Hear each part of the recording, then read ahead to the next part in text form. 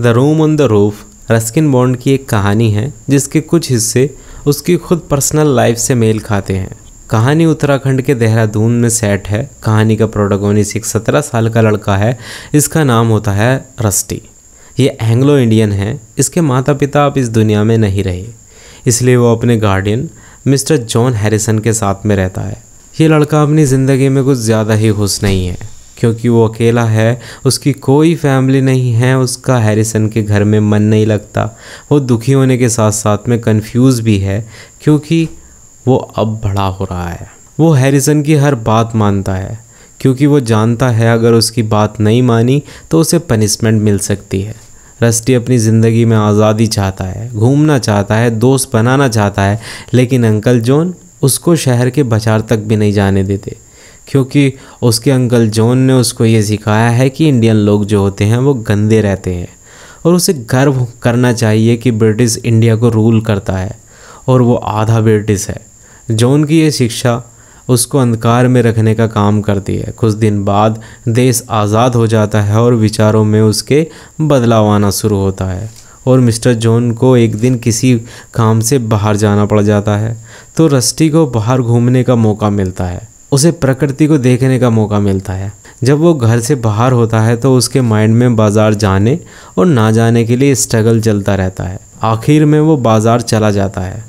बाहर बाज़ार में अपने उम्र के कुछ और लड़कों से मिलता है तो उनका एक अच्छा दोस्त भी बन जाता है। वो कुछ दोस्त उसको अपने एक दोस्त रणबीर से मिलाते हैं, लेकिन उसी रात उसे बाहर जाने के लिए जॉन से डांट भी मिलती है जब वो वापस घर आता है बाहर जाने के लिए और किसी का दोस्त बनने के लिए। बाद में होली आती है तो वो होली खेलने के लिए रणबीर के पास चला जाता है। इस पर बाद में फिर से उसको डांट पड़ती है। जब वो घर वापस आ रहा होता है तो रस्टी देखता है कि उसके फ्रेंड मज़े कर रहे हैं और शहर में जहाँ चाहे वहाँ घूम सकते हैं। तभी वो ऐसे ही आज़ाद रहने का फ़ैसला कर लेता है। अपनी आज़ादी को पाकर वो बहुत खुश है। अब वो उस बंधन से आज़ाद है और अपनी ज़िंदगी का पूरा आनंद लेता है। लेकिन बाद में जब रस्टी को उसके गार्डियन तलाश कर लेते हैं तो उसकी पिटाई कर देते हैं, लेकिन इसके बाद वो दोबारा कभी अपने घर वापस ना आने की कसम खाता है। जब उसे एक रात अकेले बाहर गुजारनी पड़ती है तो उसे ज़िंदगी की असली सच्चाई भी पता चल जाती है। लेकिन बाद में उसके दोस्त की वजह से उसे एक टीचिंग जॉब मिल जाती है। अपने दोस्तों की वजह से उसके चरित्र में अब बदलाव आ रहा है। उसके अंदर कॉन्फिडेंस बिल्ड हो रहा था। जिस लड़के को वो इंग्लिश पढ़ाने का काम करता था उसका नाम किशन था। किशन को पढ़ाने के लिए उसको ऊपर छत पर एक कमरा दे दिया गया था और खाना भी।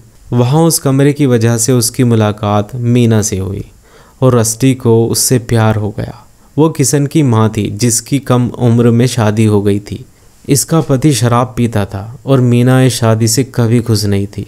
वो दोनों कुछ दिन साथ में अच्छा टाइम स्पेंड करते हैं, लेकिन जल्दी ही रस्टी का दिल टूट जाता है जब मीना और उसका पति दिल्ली आ जाते हैं। ये दुख और भी बढ़ जाता है जब उसके पास में एक टेलीग्राम आता है जिसमें लिखा होता है कि एक एक्सीडेंट में मीना की मौत हो गई है। रस्टी की ज़िंदगी में उसका प्यार ही उसकी खुशियों की वजह थी। अब वो भी जा चुका था। अब रस्टी दुखी और डिप्रेस्ड हो जाता है।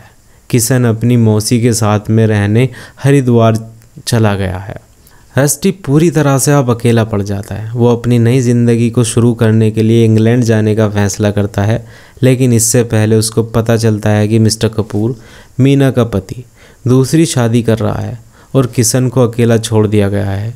इस वजह से किशन को ज़िंदगी जीने के लिए चोरी करनी पड़ती है। पुलिस उसके पीछे है। चोरी छोड़कर एक ईमानदारी भरी ज़िंदगी गुजार सकता है और इसके बाद दोनों एक नई ज़िंदगी शुरू करते हैं और कहानी यहीं पर ख़त्म हो जाती है।